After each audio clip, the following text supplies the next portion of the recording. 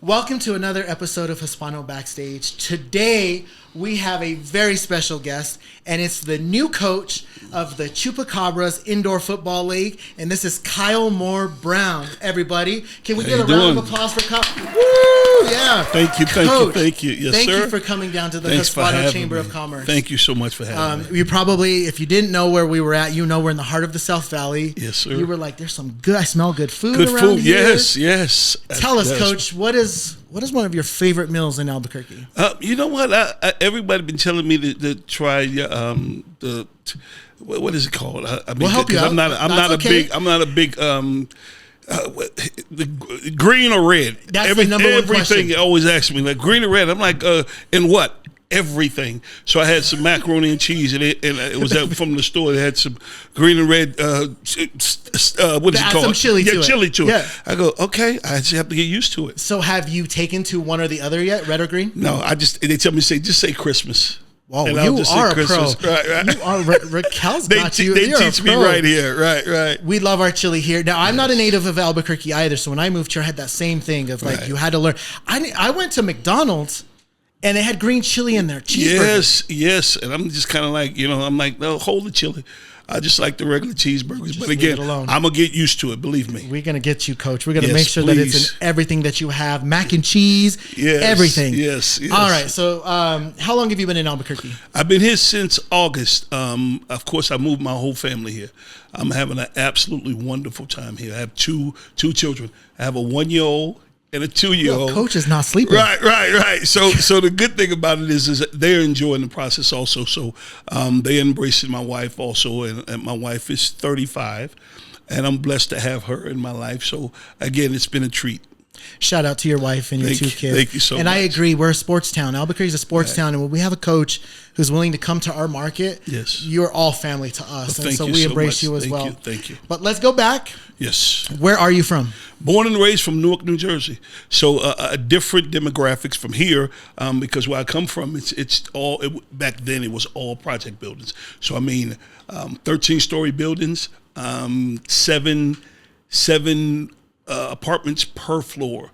So in my neighborhood, I grew up with about 4,000 people. Wow. So all built into one place. All built into one place. And that was all family community as well. Yes. And my family was the actually second biggest family to move into this project building. So, my mother, my children were born. I have 4 older children. That's probably around the same age as my wife. They grew up in the projects also, so it's like 4 generations that was in Newark, New Jersey projects. Now, is your family alone, brothers and sisters? How many do you have? Six. 6 of us. Where do you fall? 4th.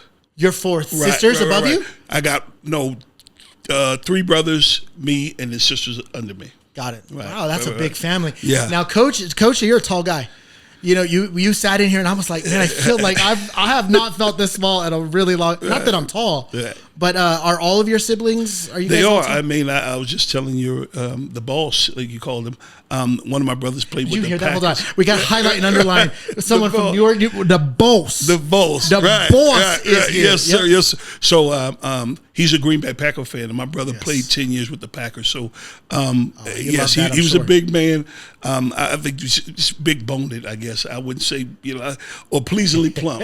I like that. Yeah, right. I need a T-shirt that says that. Right. So again, I'm just blessed to be a part of that. To the legacy that my brother and I and everyone else who contribute to the sports, just it's fun to be a part of. Now, in your family, was mom or dad the athlete who pushed y'all? One, my dad drove trucks, and my mom was just a stay-at-home mom, but she fed us well. Yes, she did. Apparently, she did. So that was the thing, and we took those values and tried to apply them to the real world, and I hope we're doing a good job. Yeah, well, Coach, I know you played sports your whole life. Yes, sir. One of the interesting facts, and we'll touch on football, of course. Okay. You were a track athlete. I was. Can you tell us a little bit for a short period of time, though? What happened was they were telling me like, well, now here's a good storyline. I played running back in high school. So when at 230 pounds playing running back, were you 6 what at that time? I was about 6 foot? Yeah, 6 foot, 6'1". And then one of the track members got hurt, and they was like, "You think you can run in this?" I go, "No." It's like, "Yes, you could. Come on." I'm like, "All right, let's do it." I just did it for fun, and then just took off from there. Was that 100, 200, shot every? No, the 100. But then he was like, "Oh, you big enough? Go throw the shot put." That's what I had down in my notes. I was like, I know Coach did shot put. Right. So again, it was just something to do outside of being in the projects. Football was just a part of the season, and my mother was like, "You're not going to sit around and do nothing. You're going to be involved in something." Because again, as we know, when that mind is sit stable, you can get in trouble. So I thank God for. What was your first passion for sports? Was it football, basketball, baseball? It was football. Because my Uncle Curry introduced me to the game because I used to watch him, get prepared for street football. This wasn't organized football; it was street football. The buildings would play one another, and I used to watch how enthusiastic he would be, and I watch him put his equipment on and paint his shoes and all that. And I was like, man, I want to be like that one day. And I was too big to play Pop Warner football because they had a weight restriction. They had a weight restriction? Yes. They didn't have, Coach. That's not fair. I know, right? So, but back then, you talk about the 70s. They like, hey, listen. Hey, that kid right there is a grown man. Yeah. They go, no, you can't play. You're too heavy. And I go, okay. So my first organized game was in high school. Wow. So I played street football all my life since I was 8. Right, and I got to high school, and the rest is history. What was your high school name? Do you remember the team name? Central High School. Central High School. What was their mascot? The Blue Devils. I will never forget that. Yes, Central High School Blue Devils. Did you have to? I would imagine at your size, and any high school coach was like, "We can't wait until he's here." Did you have to was the tryout tough? Yeah. Were you worried about not making the team? No. Because here's that's the blessing side of it. Because all the guys who I grew up around, we played street football together. So they would kind of inform the coach, like, wait till you get this guy here. He's a freshman. He's going to do X, Y, and Z. The pressure was there, and I just had to go and play. It was fun for me. I didn't know the magnitude of it all. I just kind of was like, I'm just out here playing. And then once people start writing about you start like, wait, what? Yep. And it just kind of gets to you a little bit because you're young and you don't understand the body of football. And then all of a sudden they start saying, this guy can be something. And then you start reaching. What part of it was just pure talent? You were blessed with the ability to play football. And then what % of that was hard work? There's a lot of kids out there who it comes easy for. Right. I think it was a combination of both. If you really, really want something in life, you got to work for it, right? And if you want it to stay with you, you got to believe in your work. So I'm just kind of one of those guys that I saw a vision and I just ran with it. I'm like, okay, they were telling me he could be good. And I'm going, can I? And then they start, you get sophomore, junior, and then they start going, he's an All-American. He like, okay, yeah, I'm awesome. There. Now, but that's pressure though, also, because don't everybody go to college with that kind of accolade. So when you go to college, you're just another, basically a fish in the pond, so everybody doesn't make it. And again, I think I was just blessed enough to be one of those. And the Newark, New Jersey is rich in D1 athletes. Right. I mean, some of my favorite players that are in the league today, when you find out where they're at and they ask them, like, where do you think is some of the richest places? A lot of people say New Jersey. Here's a trivia. I grew up with Shaquille O'Neal. I grew up with Shaquille O'Neal. In 1989, Shaquille O'Neal, myself, and Bobby Hurley got the key to the city of Newark. He was a basketball athlete. I did not know that. I'll show you my phone. And again, that's what a lot of things. Because again, Queen Latifah. I'm trying to think who else was in the neighborhood. It's just a whole lot of different people. And again, that was way before those people who they are today, right? So again, it's just like, well, it was raised with them, but you don't look at them like everybody else does. They kind of Who shoots a better free throw, you or Shaq? He does, because I can't play basketball. Oh, okay, so got I have to give it to him. Yes, I have to give it to him. I thought for sure you were going to shoot a better free throw. No, that's his profession. Yeah. He just didn't do well when we watched him, but I believe he wouldn't be as far as he is success wise if he wasn't good at something. Very cool to know Coach had some of those people grew up in his zip codes in his area. Yes. When you were playing, a lot of here, we know this about some of our athletes here in town. They have to work as well as play, and I know that's difficult for a lot of our athletes who practice club leagues and then high school league. Did you ever have to encounter like jobs, and what was your first job? And well, I was, again, because when I went to the University of Kansas, they was just basically saying, we just don't want you to just be sitting at home. Like, we want you to do something. So my very first job was actually Foot Locker. So again, I was that's not a job, that's a hobby. Right. So with sneakers, with forms was out back in the day.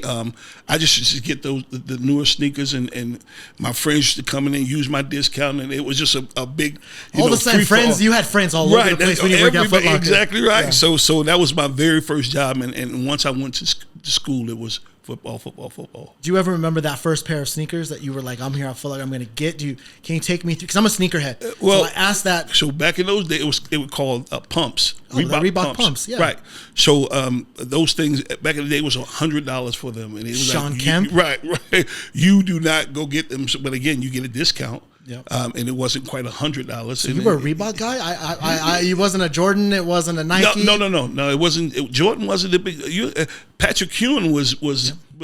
Jordan was there, but those guys were still competing for that position. We still had the Converse with the Larry Bird. Yes. So everybody had their favorite player, and they mimicked that player with that shoe also. Right. So again, and now it's Kobe. It was Kobe, and now it's LeBron, and everybody has a sneaker deal now. Who was your player growing up? Like you looked at and you were like, that's who I want to play. Basketball player? Football. Franco Harris. Okay. I was a Pittsburgh Steelers fan, diehard. Still to the...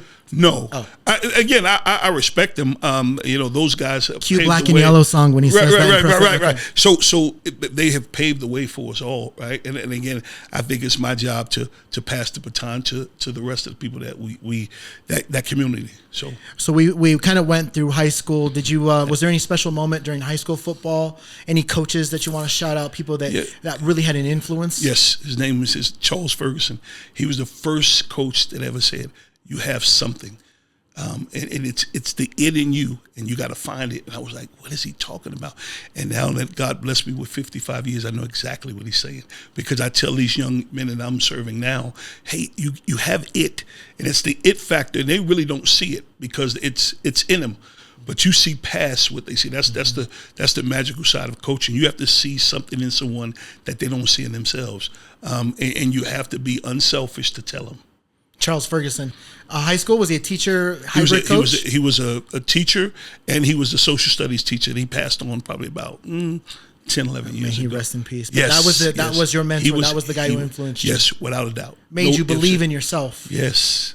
We talk about all the time with the community and helping youngsters, whether we're talking about workforce or we're talking about sports, is having influential people help them actualize their own full potential, help and bring it out in them. It sounds like he did that to you. He did. That's exactly what he did. All right, so let's move on. We're in college. Yes. Take me a little bit where you went to college. University of Kansas, and that was a tough process, to be honest with you, because culturally, going to the University of Kansas was 26,000 students there, probably 120 African Americans. So when you think about that, that's not diverse. Right. So in 1989, there were still visible things that had us apart. Mm-hmm. They had a rally on campus, full guard, like at the University of Kansas in 1989. So that was a culture shock to me, because the school that I come from, it was just all African American. And then to go to a university like that and you see it in your face, it's a struggle. Now you have to find out who you are, right? Because then you know the world is different. It ain't just the four walls of Newark, New Jersey. It's the world, right? So it was difficult to adjust to, because I wasn't used to being called out of my name. I wasn't used to being treated a certain way. So you have to dig deep inside yourself and go, who am I now? Right, because football is just a short deal, and it's 2 hours of a day. Right, that's practice, and you have to live on this campus for the rest of those 22 hours, sleeping and study hall and all that kind of stuff. But it taught me so much. It taught me because again, I'm old enough to. My grandmother was in a different environment. So she had her own biases, right? And we all have our own biases. But I try not to let her biases be mine. So I had to open up a little bit, right? And one of the young men, his name is Larry Kress, took me home with him and changed my whole life. It was, he wasn't an African-American young man. So, and I was kind of like, everybody's not mean. Everybody's, there's balance everywhere, right? And I go, there's good and bad in every one of us. The one you feed the most will grow, right? 100%. So I try to feed the good me and understand that we all, and tell people we all have biases, but don't let your biases control your outlook on how you treat people. It's funny because you look at and you reference the time frame, the years. Right. We're in it again. Right. We're going through some of those same things where we're dealing with diversity and players, students. Obviously we live in New Mexico. It's rich in diversity, and we kind of go through those same things. What are some of the tools that you pulled from that to say, when I'm a coach, or how did you finish the next few years at Kansas? How did you deal with it? What were the things that you said, don't feed it? Right. You can't feed it. But what are some of the advice you'd give? Some advice you'd give to the kids these days that having to deal with that kind of diversity. Right. And maybe I'm biased to this because I'm a football coach, but I understand the dynamics of football. Well, I relate it to life, right? Because in games, you're going to get knocked down. That's a part of the game, right? And I'm not going to be judged on whether or not I get knocked down because it's a part of it. It's how I respond once I get knocked down. How do you get back up? That's right. So that's the part that I related to. And every pass won't be thrown perfectly to you. You have to learn how to adjust, right? If you want it bad enough, you learn how to adjust to certain things. And the other thing is to see people for who they are, right? And again, we always think about color and things like that. And I go, listen, like just good people. In all nationalities, and if we understand the importance of treat people like you want to be treated, this world will be a beautiful world. But we don't have that, and I try to be a big force when it comes to coaching. We're one team. We put that uniform, that Chupacabra uniform on. I don't care where you come from, but we're going to fight this battle together for these 2 hours, and I need your absolutely undivided attention so we can win this battle. I'm seeing now. I went to the game a couple of weekends ago, and the team has your character. Well, I mean, you can see it after now talking with you for just a couple of minutes. You can see that the team out there carries that same spirit. Yes, sir. And I absolutely love it. Who gave you your first coaching opportunity? Coach Daly. His name is Mike Daly. When I went to the Arena Football League, he was like, "Hey, listen, I think you'll be a great college coach." And my first college job was Charleston Southern University. I did not like it at first because there were young men who the realistic life, though it was a Division II school at the time, those young men inspired to be in the National Football League. And I was there. I was blessed enough to be there. And I used to tell them, like, just be realistic about who you are. You look in the mirror every day, and you can't, I'll never tell a kid you can't do it. But I'm like, you don't even go to school. You don't even pay attention to your mom and dad. So when somebody tells you in the National Football League, you got to do X, Y, and Z, you got to be on time, you got to do this, and you can't do that, you in for a rude awakening. And those are the lessons you learn real quick. Because again, that was my, I felt like that was my issue when I got there, because the NFL was a destination for me. I was like, I got to get there. And when I got there, I relaxed. And you can't relax. You made it though. Right. You made it. Right. Detroit Lions? I did. Yes, sir. And again, that's the tough thing about sports, because at that point I realized it was a business. Right. And it ain't always that, it's who you know. What kind of financial adjustments you try to make. So again, it was tough, but I enjoyed it. I enjoyed every bit of it because I learned a lesson in that aspect of it also. Now let's talk a little out of the box as far as coaching goes. Okay. Because you can see after talking with you a few minutes, you can motivate and inspire anybody between the lines. I appreciate that. Right on the field. What are some out of the box messages that you provide your young athletes, the young men that play for you, about dealing with finances, business, how to take care of their money? What are some of the ways that you as a coach can continue to inspire them outside of the field? Well, first of all, don't look at social media. I'm not saying that don't look at it, but don't look at it as if it's the real, telltale all of what life gives to you. That's just kind of my version of it, because again, no one ever tells you how, my bill's about to be due tomorrow, my light's about to be cut off. The realistic life, they show you the glamour side of it all. And these young children or young people go by, try to keep up with somebody. This guy has a $200 pair of sneakers. When in the grand scheme of things, you really don't need that, right? Your feet are warm. A $20 pair of sneakers will service you just as much as a $200. If you're blessed enough to go get it, go get it. But don't try to keep up with someone else, right? You do what's that makes you and your family happy, and that's what I've learned. I don't even worry about what people. What do you got on? I have some good things because I got expensive taste, but other than that, I wear what I want to wear. I'm just happy at 55. It don't matter to me what people say. As long as I want to treat people well, I want people to respect me because I respect people, and it really don't matter. Man, that's fantastic. It's been amazing listening to your journey, how you got there, some of the people that influenced you, some of the decisions that you had to make, some of the adversity that you had to overcome to be the athlete and coach that you are.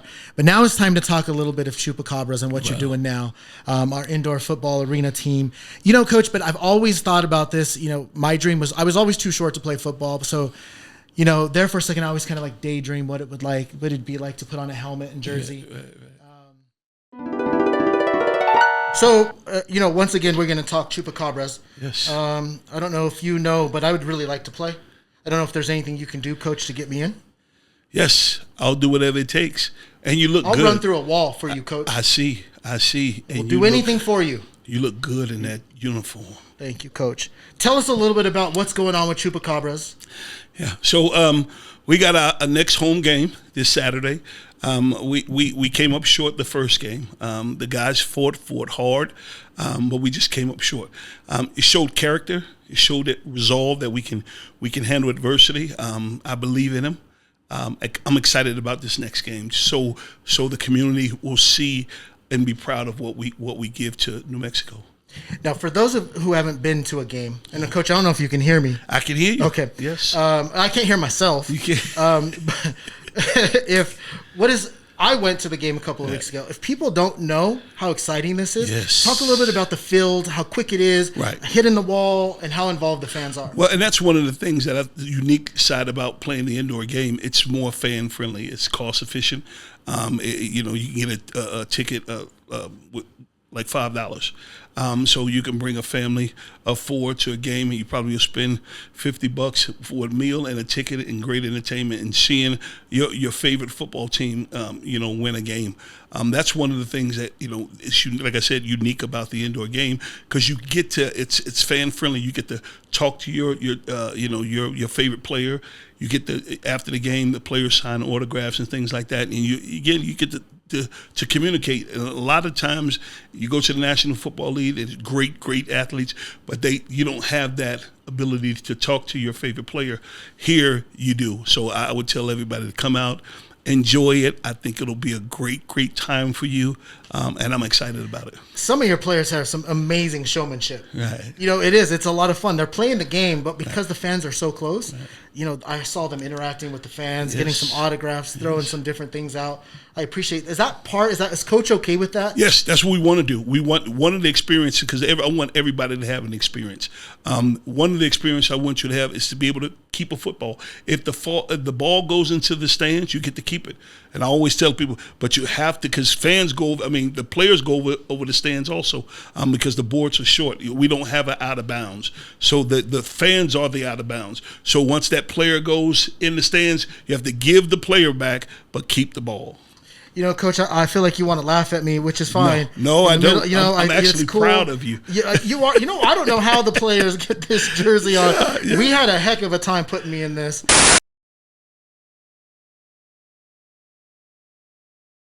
But you look good. You know what? I appreciate. I think I look good because you motivated and inspired me before this interview. I appreciate. You were like, "We're gonna tell us when's our next home game."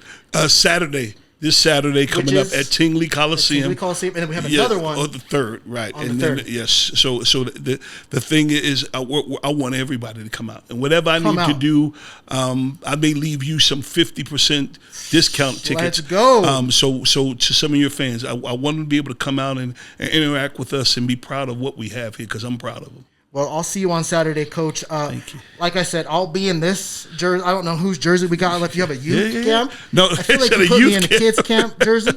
But I will be there, Coach, to support you and all that you do. Thank you so much. Thank you for being in Albuquerque, New Mexico. Thank you, sir. Bringing us this team.